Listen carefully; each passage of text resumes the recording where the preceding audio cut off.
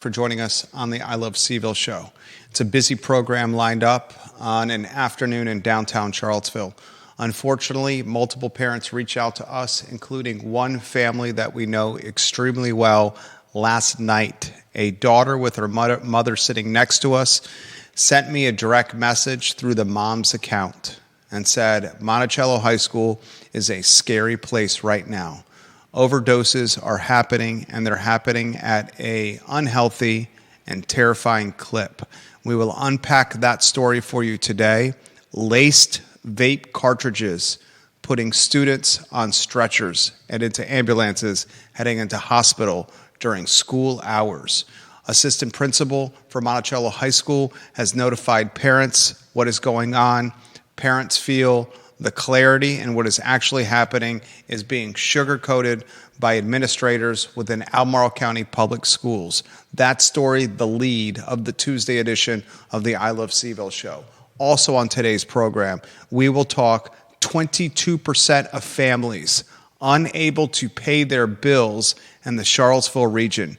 22%, according to a recent report, of families in the Charlottesville region say they do not have enough money to make their basic needs. Piedmont Virginia Community College teamed with the University of Virginia Equity Center to create the Orange Dot 6.0 report. And that report shows 1 in 4 families cannot pay their bills on time in this area. We'll talk about that today. We will talk on today's program that Gen-Zers are having side hustles at a very aggressive clip. According to a recent report, guys, from Lending Tree, 25%, actually that number is higher, isn't it, Judah? Half of Gen-Zers have side hustles. I've maintained on this program for at least 36 months that the Charlottesville area is no longer a 40-hour per week working environment. And if you're working 40 hours a week, you're going to struggle to maintain, you're going to struggle to sustain, and you're going to struggle to meet your bills. That topic on today's show. We'll talk City of Charlottesville giving up funding for smart scale projects. Another project that Charlottesville, the city, is bypassing funding. This one from the Virginia Department of Transportation's Smart Scale Initiative. Sam Sanders says, we don't have the personnel to initiate this project. We're going to pass on that money. That topic on today's show. And how about Tony Bennett, another product from his program, a $100+ million deal. This one, Trey Murphy, he joins the likes of Joe Harris, Malcolm Brogdon, and DeAndre Hunter as athletes from Tony Bennett's basketball team that have signed $100+ million deals in the National Basketball Association. We'll give props to Mexicali Restaurant, Judah. 50 parking spots on site. Mexicali Restaurant. It's a street art museum, meets a cocktail bar, meets a music venue, meets Latin fusion cuisine. River Hawkins and Johnny Ornalis, you guys have built one of the crown jewels of the culinary environment here in Charlottesville and Central Virginia. We'll give props to Charlottesville business brokers. We're in the process of doing 3 deals, literally as we speak, from a business brokerage environment, including one that may have a signed letter of intent by close of business today. We are busy at charlottesvillebusinessbrokers.com. Judah, studio camera, then 2-shot to welcome Jack of all trades, Jack of all wits, Judah Wickhauer to the program. I asked you to start the program. Which headline is most intriguing to you? Before I give my take, Judah Wickhauer, good Tuesday afternoon. And which is the most intriguing to you, my friend? I think the most intriguing to me is what's going on in the schools and the fact that, is vaping do we call it a pandemic among pandemic. Schools? It's a pandemic. Because there were kids that smoked when I was in high school, decades and decades and decades ago. But I don't think it was ever commonly accepted. I don't think it was ever just a common part of life that kids were smoking. And it seems like vaping is is almost becoming just generally accepted that kids are doing that, and I think that's crazy. Synthetic drugs plaguing today's youth. I hear from other youth that Some students in the area, and it's not limited to Albemarle, it's not limited to Charlottesville, it's Central Virginia-wide, it's Virginia-wide, it's Commonwealth-wide. Students are going online. They are buying pills online from sellers they don't know. They're setting up P.O. boxes in the mailbox express type locations in shopping centers, places that it's easy to get a third-party mailing address, and having the pills they purchase online, which they don't know what they're truly buying, sent to P.O. boxes away from their houses, and that's their high for the weekend. Synthetic drugs, a scourge on today's youth. We'll talk about that, and it's a perfect lead onto the top topic on today's show, something that should make it into the legacy media cycle. I will respect the anonymity of the junior in high school who sent me this message, and I will highlight, before I read the message verbatim from the junior at Monticello High School, I will say this. My first response to this junior in high school was, thank you for sharing. I'm sorry you're going through this. Please make sure your parents are aware of this and your message exchange with me. My first response to the junior in high school who reached out to me was, make sure your parents know you are contacting me and what is going on. So any parents that are watching the program, you know I respect your anonymity when you ask me to keep things on the down low. And the youth who reach out to me, the first thing I say to them is this: make sure your parents know you are communicating with me, I'm an adult, and make sure they know you are communicating this topic matter, what it is about. Okay, so I'm going to read verbatim without utilizing her name. Jerry, I know you have covered much concerning Albemarle Public Schools, and I thought I'd like to share with you that today at Monticello High School, 5 of my peers overdosed in school. They are all from different friend groups. My friend was taking out cold on a stretcher. Their carts were laced. It bothers me that the school focuses on phone usage and knows which kids are vaping and overlooks something this serious. This is the school-wide email which really bothered me. She continues in her direct message. Without transparency, I do not feel safe at my school. They made it so we can't video in school anymore. So if kids break out in a fight, we cannot show what is going on. I don't want you to use my name, please. Respectfully yours. I'm respecting her anonymity. Judah has read this thread as well.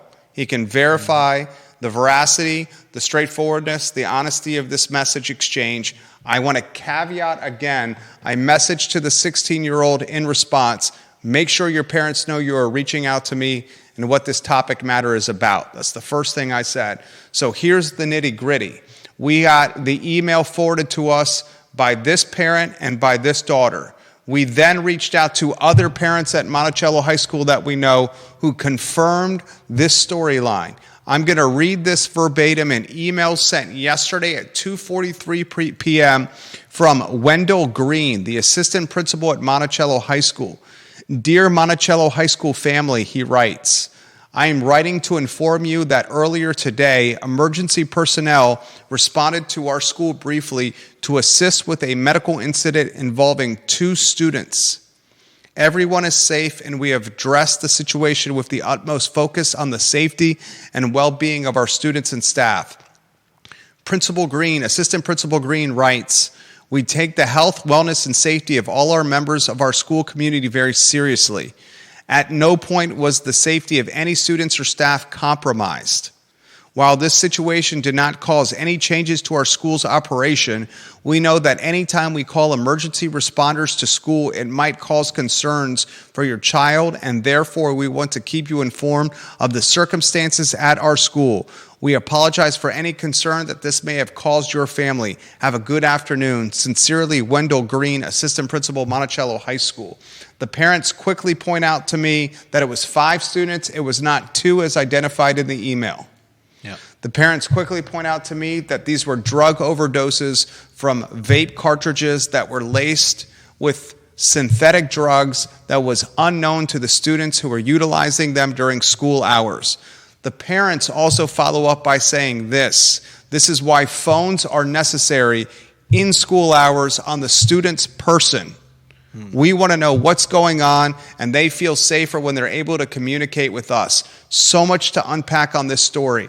TV stations, local newspapers, and local radio. Watch this show. This should be part of your news cycle tomorrow and the next day. The overdosing of students on school grounds during school hours at Monticello High School. I use the word allegedly as well, although this has been confirmed by multiple parents and through what appears to be a very vague email from the assistant principal of Monticello High School, Judah Wickhauer. Where do you want to begin? Where to begin? There's a lot in there. The thing is, it's not just at schools. I'm looking at another article talking about the number of kids having seizures after swallowing drugs has doubled since 2009. Cite your source. This is on 29 News, and it's talking about drugs in your cabinet. Kids getting drugs out of their parents' medicine cabinets. But I think in terms of this story, yeah, I think it's crazy that the vice principal is downplaying what happened. Now, of course, we have the students' take on it, and what jumps out to me is that were they all buying vape cartridges from the same person? It seems highly suspicious that 5 kids would randomly overdose on the same day from vaping. But I think it's disappointing that vaping is so common. And the only thing that I disagree with is I still don't think that phones are a good thing in schools. It seems to me that a lot of what kids do is predicated on having an audience and giving them an audience through their phones and taking videos, and whether it's TikTok or whatever, wherever they're sending these things. I think it's a bad. I don't think it's helpful. And while I understand the desire to want to keep in contact, it still seems like a distraction and something that should not be allowed in schools. Which part of your take there did you think I would disagree with? I thought you might go with the having phones available. No, I thought your take was fantastic. Absolutely on point, Judah Wickhauer, to start the program. First, I want to thank the junior at Monticello High School who reached out to me with her mother's permission through her mother's Facebook account. Mm-hmm. Anyone who reaches out to us that is a minor, the first thing I'm going to respond to is, do you have your parents' permission to reach out to me, an adult? Get it. Second, I will say, make sure your parents know what we're talking about or what you're telling me. Yeah, definitely. Because I'm a parent myself. Mm-hmm. Third, I will respect the anonymity of anyone who reaches out to me with information if they say, please keep my name off the record. And I've proven that I keep those promises in everything we do on this talk show. The student that reached out to me that said 5 of her friends overdosed yesterday at Monticello High School because of lace cartridges. That's nuts. Crippling. I mean, it's sad that there are enough people at the school vaping that this student knows 5 of them, and what's more, 5 of them that all OD'd on the same day. Exactly. And what should not be lost in this conversation or this topic is the impact this has on mental health, on impressionable and developing minds and brains that are seeking maturity, that may say they're ahead of where they should be mature-wise, but we know maturity comes from trial and error.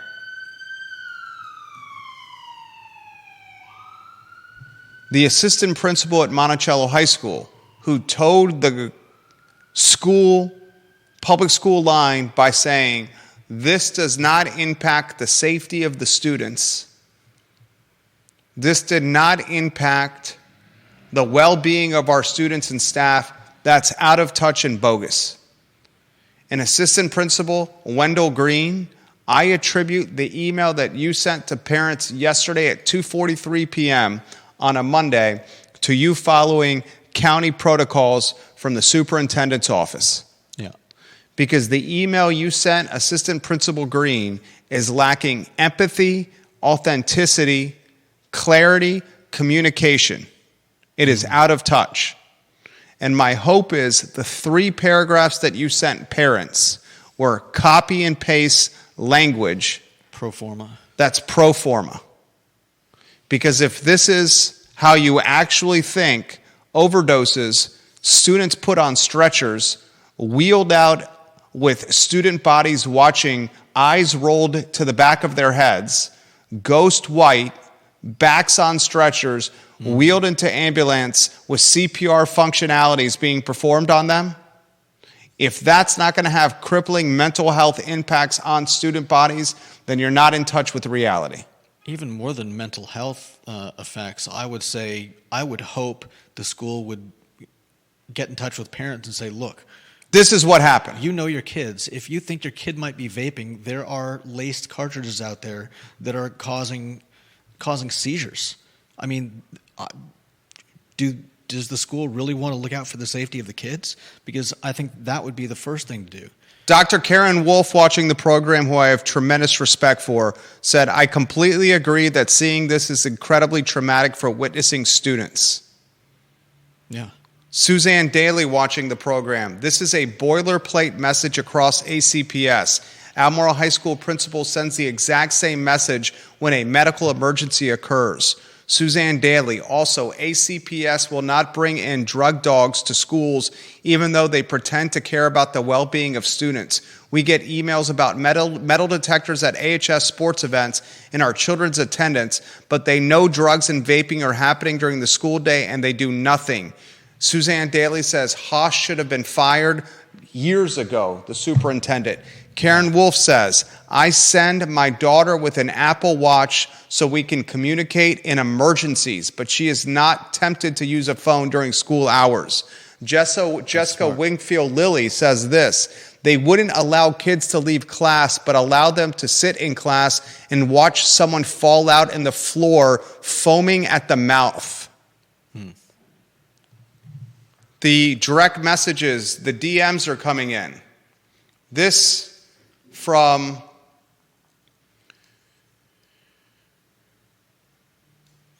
a mom off the record. My child, who would like to keep anonymous, said a child was in the classroom throwing desks and chairs. They were in danger. Said they passed out on the floor. How's that not a danger to others? Someone got arrested last week for selling Percocet on school grounds. The mom that's looking for anonymity, she's saying her son is a 10th grader at Monticello High School. Wow. Youth that we know, our family, that are in high schools locally, public and private, have said multiple times to us, kids they know and run in similar social circles with that they call very good friends are going to websites online buying what they think are pills from overseas, have set up P.O. boxes, and some of these shopping centers that have P.O. box banks, and have the drugs that they buy overseas, often from China, mailed to P.O. boxes that they pay a monthly fee for, and that's their party, that's their high for the weekend. That is effing terrifying. Yeah.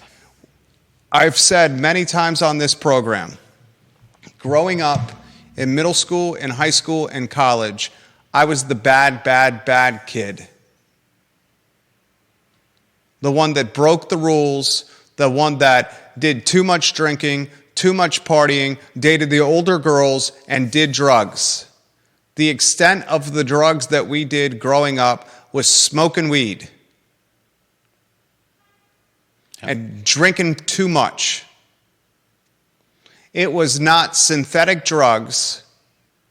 It was not vaping. It was not buying pills from China and going to P.O. boxes in 5th Street Station and setting up a mailing address that your parents had no idea you were utilizing. Mm-hmm. This is absolutely terrifying. And for Albemarle County Public Schools to offer messaging to parents, communication to parents, that is, for lack of better phrase, bullshit, is a sign that the school system is at best out of touch, at worst more inclined with covering their own tail for legal liability than actually communicating straightforward to parents and protecting their kids. And there may be an element of just not knowing what to do.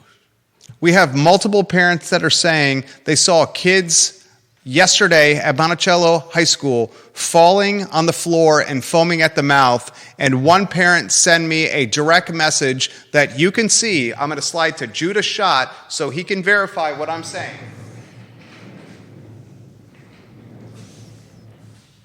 Judah camera. Blue bubbles without reading her name, please. Which one? Blue bubbles.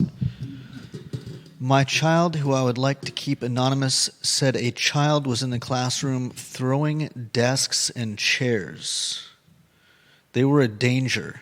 Said they passed out in the floor. How's that not? So I'm trying to understand this. Was it... Finish the blue bubbles. Someone got arrested last week for selling Percocet. This is Monticello High School yesterday. Was the chair throwing... a result of being high on synthetic drugs? Yes. And then they immediately OD'd after that? That's how it works. Not always, I would imagine, but... This via a parent of a local private schooler. Surely the assistant principal had the email ghostwritten for them and approved by at least a couple of others. Probably came from their account because they are in charge of student safety or something.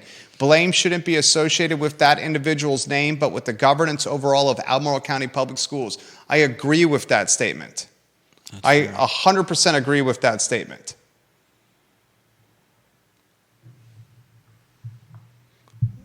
Deep throat, going crazy, and then passing out. Then he alludes to a death that happened a couple of years ago to the hands of the police. To the hands of the police? At the hands of the police. I want to, as a father of two kids, granted mine are in 1st grade and the other is 22 months old, and frankly, coming from the perspective as someone that was probably the guy that you didn't want your daughter around in high school, and your son's around on Friday or Saturday night, it's no longer enough to say, who you hanging out with and what are you doing? It's now a world of, let me see your bank accounts and track the usage of apps on your phone. And please don't vape, and because who knows what you're buying from that kid in school. The thing that scares me the most in life as a parent, it's no longer the drinking and driving for kids. It's effing synthetic drugs like fentanyl and whatever is in the cartridges that kids are vaping. Yeah. And it's a world that is so uncertain with its trackability. Yeah. My parents, your parents, the parents of many viewers and listeners, if you're a millennial that's watching this program, and I would bet a large majority are, you had weed on your person or you were smoking weed when you were on a Friday or Saturday night, you reeked of it.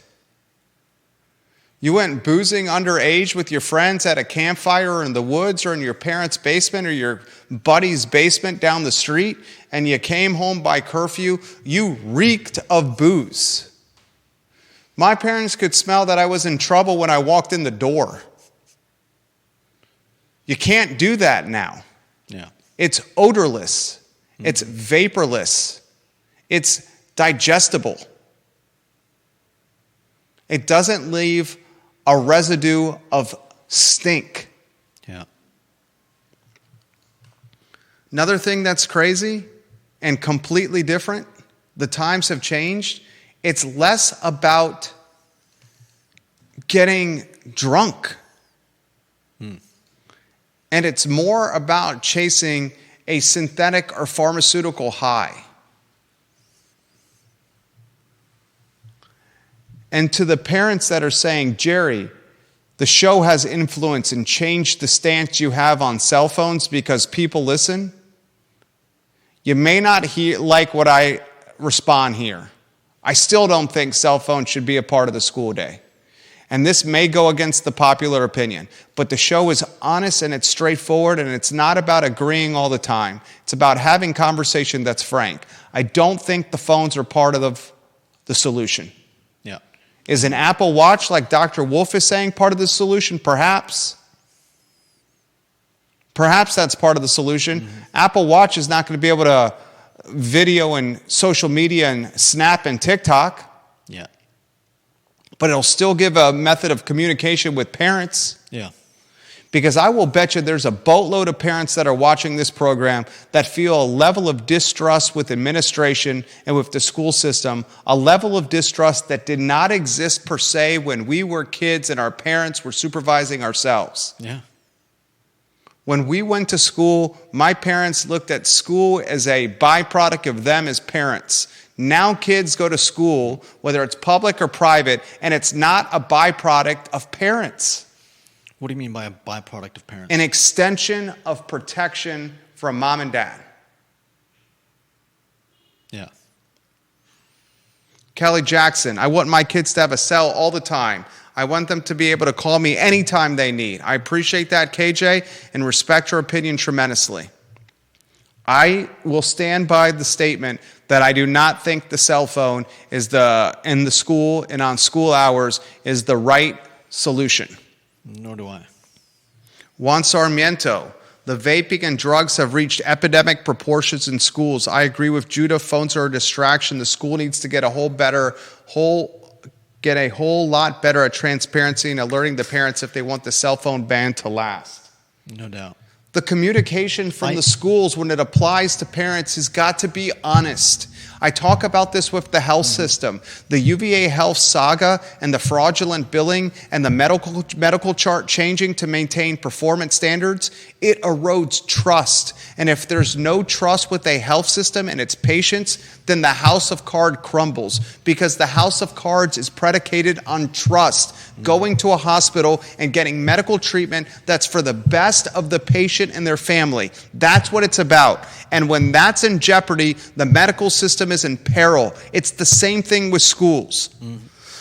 Yeah, I've said on this program, and you jump in after this, I've said on this program so many times, the three things a school has to do, in particular public, when it applies to kids: get the kid to school on time and safely, number one. Yeah.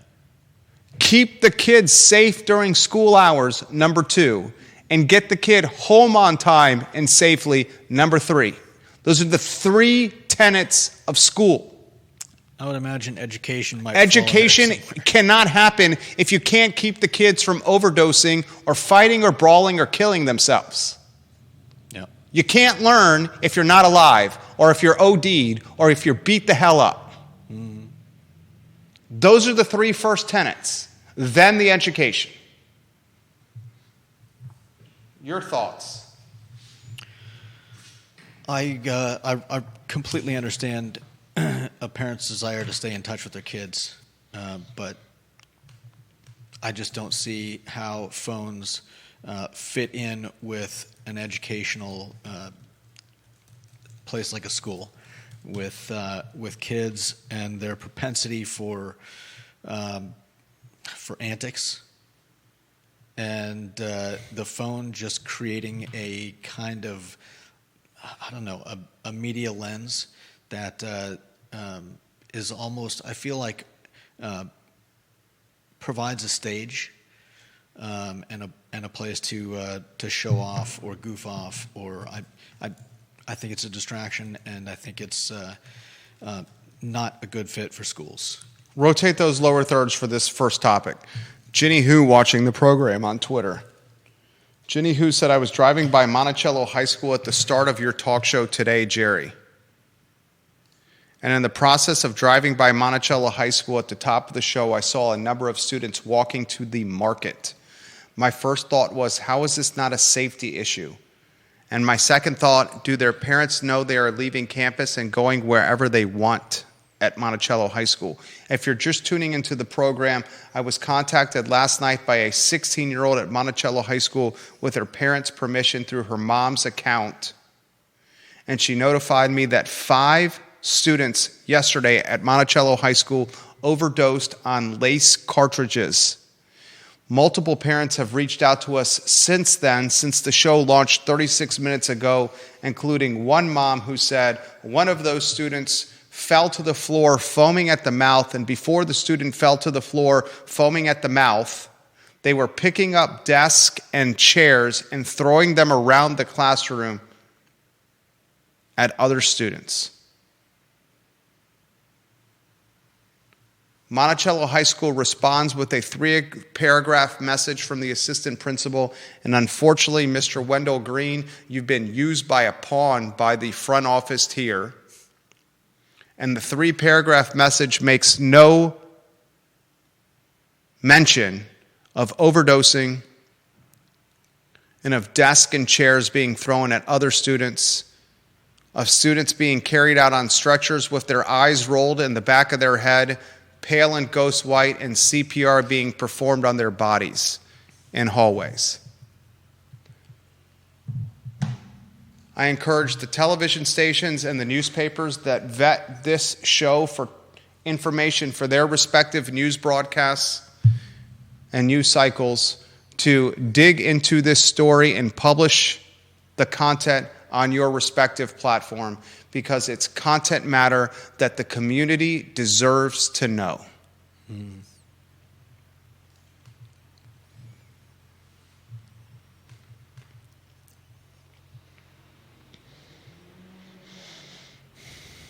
Jessica Wingfield Lilly, if we thought schools were safer, we may not want our kids to have them all the time.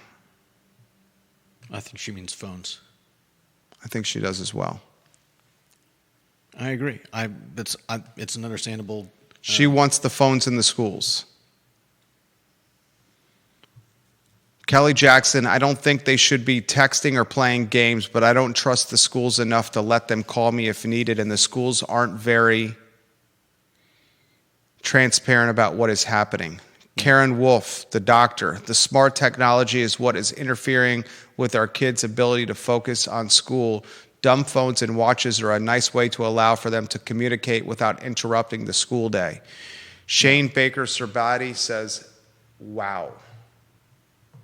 We have 2 TV stations in the paper watching us now.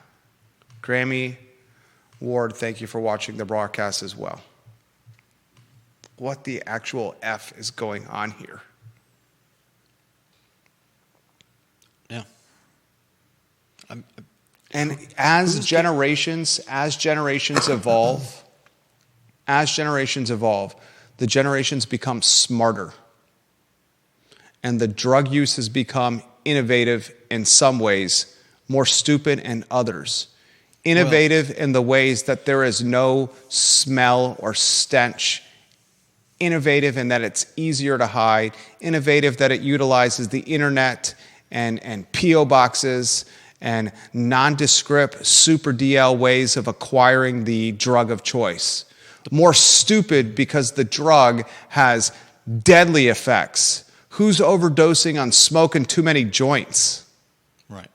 All you do is you sink into the couch and eat a bag of Cool Ranch Doritos, a box of Ho-Hos, a couple of Twinkies, a couple of Tall Boys, and pass out. Not that I know. Yeah. Well, you don't know what's in a vape anyways, and when it's laced with something, I mean, who knows what it could be. The problem with generations being smarter than the generations that preceded them is that intelligence is oftentimes stands on the shoulders of knowledge that that doesn't get integrated into a child's understanding. So while they may be more savvy about some things, while they may be more intelligent about some things, that's not always built on all of the knowledge that led to that intelligence. So yes, there is almost a free-flying intelligence that doesn't understand the things that led to it. I don't think I'm explaining it well. But I'm not sure what you're saying. I'm basically saying that, yeah, they know things, but they don't know them because they understand the underpinning knowledge that created that knowledge. They just are aware of the facts today. There's no real comprehension. Yeah, you live life in a silo. Especially as a teenager or as someone that's youthful, you think you're invincible, untouchable. And because of that sense of invincibility, because of that siloed perspective, you have no concept of historical comings and goings. And historical comings and goings help you realize, it's called maturity, that it's bad to do drugs that you don't know what they are. When you were growing up and when I was growing up, you ate some mushrooms from a pile of poo or some weed that was grown in the backyard. You knew where it came from. You didn't buy any stuff that came on the internet from China.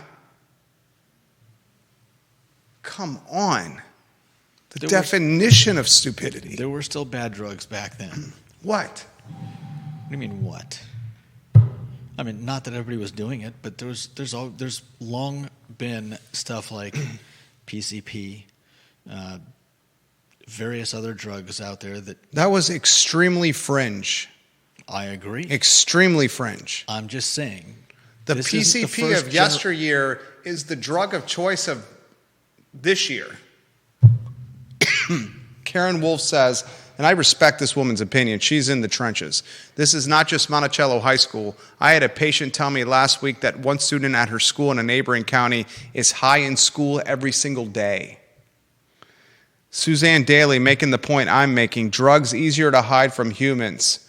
Dogs can sense all of it. 10% of the school would be hauled away if they brought in dogs. But Albemarle County Public School does not want that as a news story. Why in the HE double hockey sticks is Albemarle County Public Schools not bringing in drug-sniffing dogs? Why in the HE double hockey sticks is Albemarle County Public Schools not using school resource officers or metal detectors? And it's not just Superintendent Dr. Matthew Haas's Albemarle County Public Schools. Dr. Robert Gurley, Charlottesville Public Schools, why do you not have drug-sniffing dogs, metal detectors, and school resource officers? You know what it is? It's the political outcry and the political fallout that would result from utilizing those policing methods. I think there's probably a worry of how it would look if we knew the numbers of certain types of people, certain classes of people. Obviously, we don't know what those numbers would be, but I don't think the synthetic drugs is a black or white thing. Neither do I. But I think the synthetic drugs the schools are an every kid thing. What I'm saying is that the schools are maybe worried that how the numbers will play out and how it will look. There's, of course, obviously also the problem of schools not wanting to lose funding or be singled out as, a school where this is a pandemic. John Blair on LinkedIn. First, I want to compliment you on practicing child safety. Second, I have no way to verify this, but I was at a sporting event last night and a Monticello High School parent said there was a desk throwing episode yesterday per their daughter who attends Monticello High School. I don't know if it's related to the drug issue, but it certainly sounds like it could be. The second parent that I've trusted on this program verifying the desk throwing incident. Yeah. Media that's watching this program now, this should be a part of your legacy cycle, print, radio, and television. If it's not, you're not doing the community a good service. Megan Hart on my personal Facebook page. Wow, all of this is heartbreaking. These schools cover up so much and we are told so little. Thankfully, my children are of age to tell me what's going on. And she says, Matthew Haas is the issue. I'll say it over and over and over again. What is the school board doing about this? Jessica Lilly, the metal detectors, yes. Why are our children not guarded like the damn president? I'll take it a step further. We go through metal detectors at the airport. We go through metal detectors at the John Paul Jones Arena. We go through metal detectors at Scott Stadium. And we go through metal detectors at public school athletic events that have attendance of 250 or more people. Yet we don't go through metal detectors at the entrances of schools where the population count is the greatest. And the reason we don't is because some socialists in Charlottesville say metal detectors are the path to prison for students. A vocal and organized minority are trying to dictate what happens for the majority, and that's some bullshit. And you know who you are. And you know who you are. And it's the same people that were pushing the NZO. And it's the same people that were pushing the SRO, the anti-SRO, and the pro-NZO. And they've been wrong in every circumstance. Leanne Beach. If the school was so worried about the kids' safety, they would have searches regularly. They sit back and do nothing till they put our children first. The kids are the ones suffering. Jennifer Nunley Hucks. Western took out all of their lockers. That's a different topic. She also says, my high school growing up was not a high school known to have more drugs than any other high school, but yet my school system routinely had drug-sniffing dogs come into the schools by ACPS, but ACPS does not do this. Why? One reason is at least some of the high schools don't use lockers. I know Western doesn't use lockers. When I was in school, students and faculty left the building just like you do during a fire drill. Parents, tell your friends they should be listening to this talk show right now because we ain't hiding anything. We shooting it straight on today's talk show. Vanessa Parkhill in Earlysville, get the dogs in the schools. They will sniff out the stuff we adults are missing. She says, I don't have any issues with taking your kids to breweries or wineries. I'm just saying the serious conversations need to start even earlier. She says, we adults, parents, have to be the first to set the tone with kids. We lobby for legalized drugs, pot, weed, gummies, and bring them along when we drink. They seek to emulate our behavior. Kids are put on prescription meds at a higher rate than ever before, ADHD, antidepressants, etc. Many start those not long after they hit school. Why would we be surprised when they seek out other things to tweak their mood as they get older? Yeah, those are great points. I mean, we've essentially made drugs, both over the counter and not over the counter, pretty much ubiquitous in our lives and the lives of our kids. You're right. It is. Why is it a surprise that they seek out and find those things? Oof. What a mess. What a mess. And parents should be demanding answers of the school board as well. Demand answers of the school board. It's the 1:20 marker of today's talk show. There's other topics that we got to get to on the show. I got an email from a mom. Medical emergency at Albemarle High School, Friday, October 18th. Dear families, emergency personnel responded to our school briefly to assist with the medical incident involving a student. Everyone is safe, and they were able to work with our staff to address the situation. At no point was the safety of any students or staff compromised. As some of our students observed the first responders in our building, I want to ensure you are aware the incident was resolved and everyone is safe. Principal Barfield, Albemarle High School.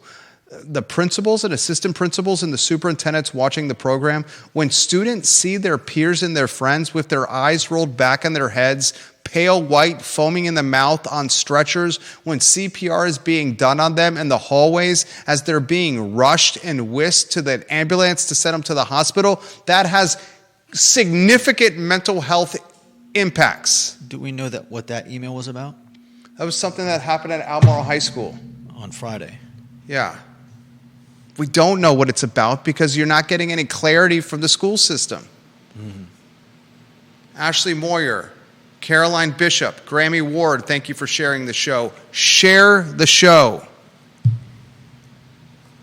Heather Pillar Hayslip, marijuana is a gateway drug. Yes, I said that. High schoolers these days think they are invincible. We thought we were invincible when we were kids. There's no one in this world that thought he was more invincible than yours truly.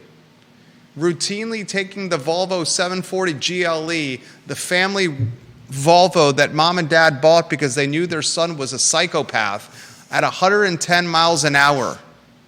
You ever see a Volvo 1989 740 GLE clock 110 on the odometer? The entire car shakes as if it's having a seizure. I believe like it literally is falling apart while you're driving it. I probably did that 100 times. We all thought we were invincible. The difference is invincibility today involves drugs that you can't sniff out or even find. Drugs that can be disguised or hidden in the palm, not of our finger, but in the crack of our pinky. That's how small. You bring in a bag of weed to your house when you were growing up, smelled like a skunk. The neighbor next door was like, "What's that smell? What'd you kill, Jerry?" It's the 122-minute marker of the talk show. We have a lot that we are not going to get to today. Put me on a one-shot so I can read the headlines for tomorrow. TV and radio and media and print that are watching this show right now, this better be in your news cycles tomorrow and the next day.